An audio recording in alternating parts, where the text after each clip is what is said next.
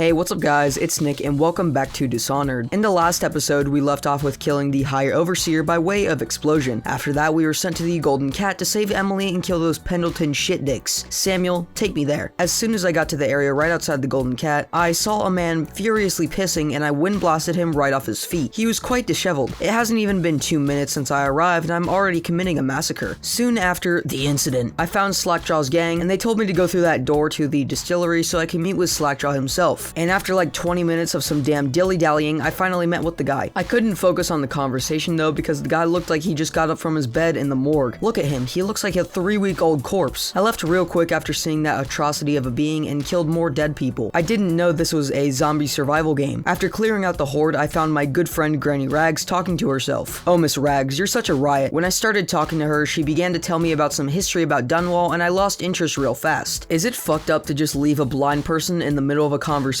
Probably. Who cares? When you start to educate me, that's when you cross the line. I don't care what conditions or disabilities you have. I simply cannot accept it. After that, I went to Dr. Galvani's office because Slackjaw informed me that this Galvani character was messing with his gang, including one of his missing men that had previously gone to check out the situation. The corpse could not allow this and sent me to investigate further. I did as he said because I don't want to defy that thing. I found the missing man not exactly in a living state and his final message. Once that was all done and tidied up, I proceeded to just go straight to the Golden Cat instead of showing Slackjaw my findings, who had told me that if I can collect some useful stuff, he would help me. Smart move. I could have done this mission a whole lot easier and faster, but I decided to just be independent and strong. I mean, it's not all bad because if there was an army of people behind me, I couldn't execute stealthy kills like this. What? Oh no!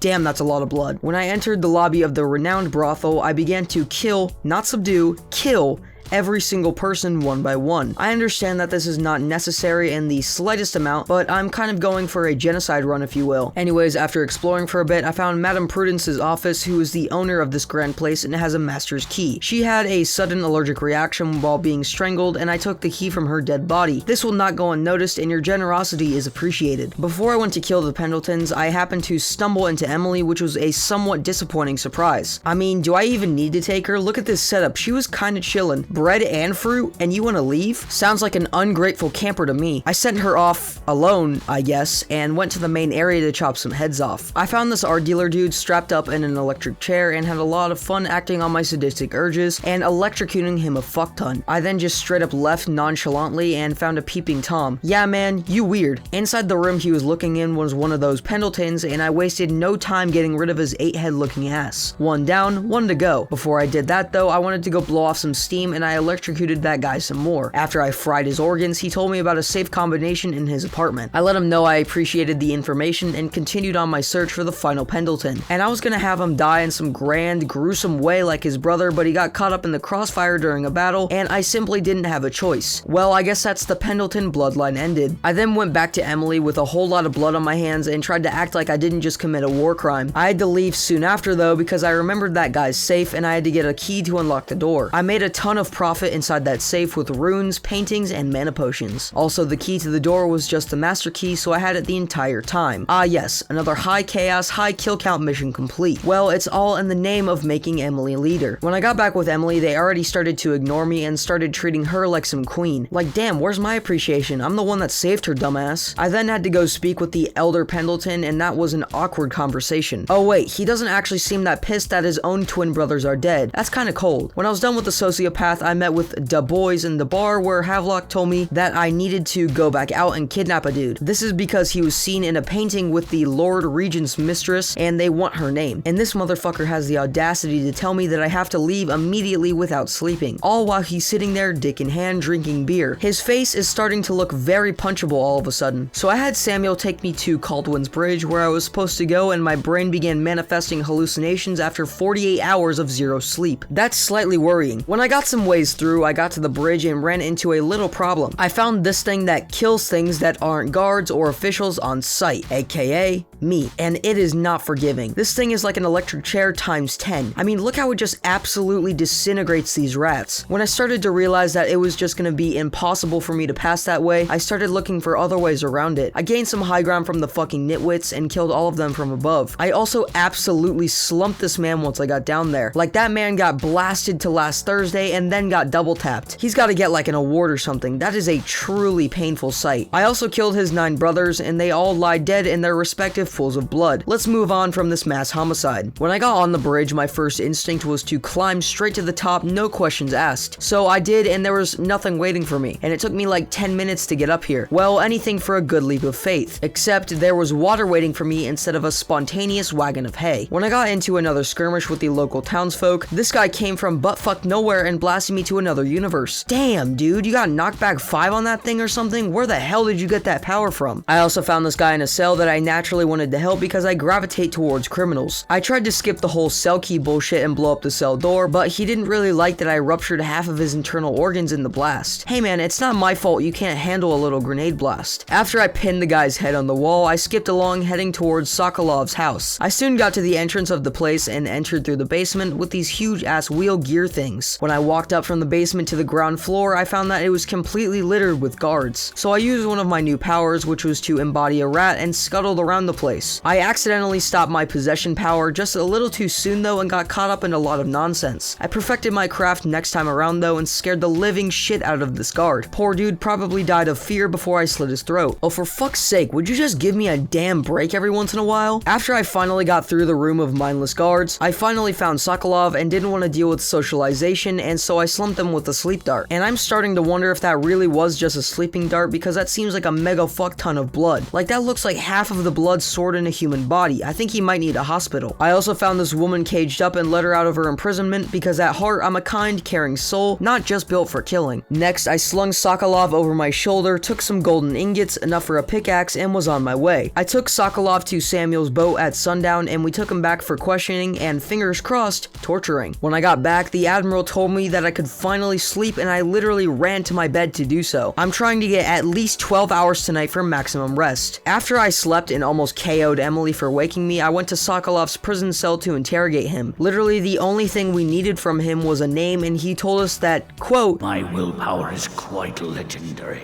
Okay, let's see what the rats think about your willpower. After we let loose the toe munchers, he immediately spit up the name of Lydia Boyle, caving almost instantly. He also told us that she was having a mask party at her estate this very night, which meant I was invited. I was also told by Pendleton to give a man named Lord Shaw a letter. After that, we sailed there in the sewage ocean. When I got to the estate, something felt off about the place, as if somehow this would be a more difficult mission than most. But who knows, maybe those big-ass human-controlled missile-spitting robots aren't actually that bad. I noticed that if I use my power to the top of one of those things, I could take them out in a stylish way. After I got a few of those tall dudes taken out, I encountered some people, and soon realized that they were chilling with me because they just assumed I was just another person wearing a mask going to the party. Except I was holding a knife and a crossbow. But luckily, they thought nothing of it, and so I gave the guard my invite and went on inside. The first thing I did inside the estate was go to Lord Shaw, which was a fucking furry and the guy I was supposed to deliver the message to. He did not take the letter well, and his first thought was to resort to a duel. Like,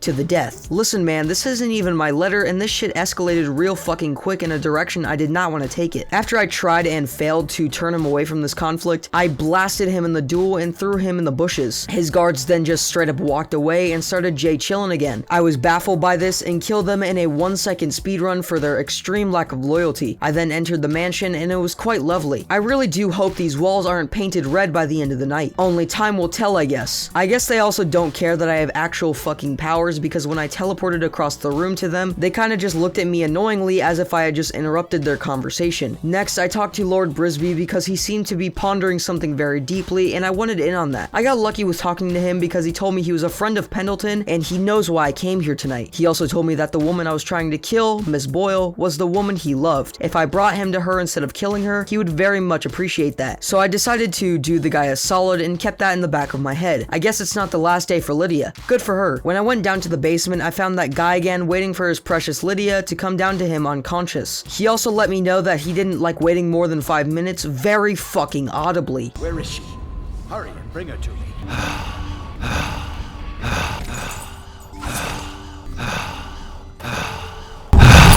If this guy doesn't stop being such a bitch, I'm gonna bring Boyle to him dead and set his boat on fire. This dude doesn't know when to stop. And that pretty much wraps it up. In the next video, I'll be capturing Boyle and bringing her to Brisbane for eternal slavery, I guess. I will also probably be finishing Dishonored, and I can finally get rid of this stupid ass heart. Thank you for watching this video, and if you liked it or have any feedback, please leave it down in the comments. Also, make sure to join my Discord because it's a great place to talk to me or my community. And with that, I will see you guys in the next video.